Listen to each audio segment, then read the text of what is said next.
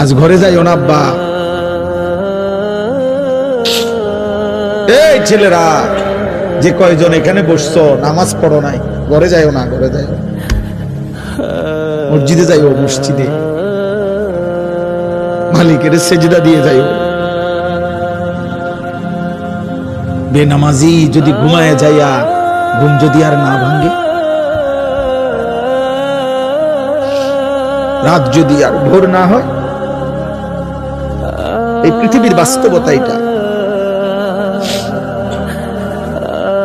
এজন্য আমি অনুরোধ করলাম, আল্লাহ বলেন বান্দা সব তো আমার প্রশংসা করবে না কেন?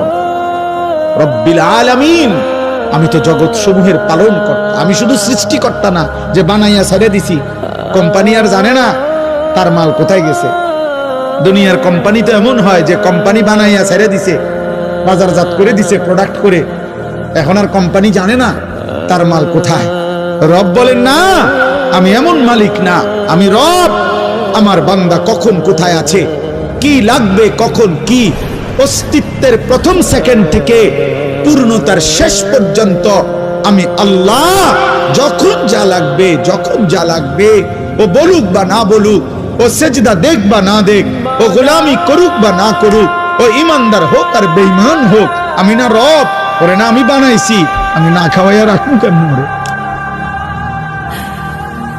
আমি না রে বানাইছি। এই জন্য আমার বান্দা আমি সৃষ্টি করে ছেড়ে দেই নাই, আমি রব, আমি পালন কর্তা।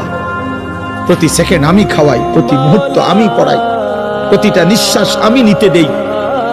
হার্টে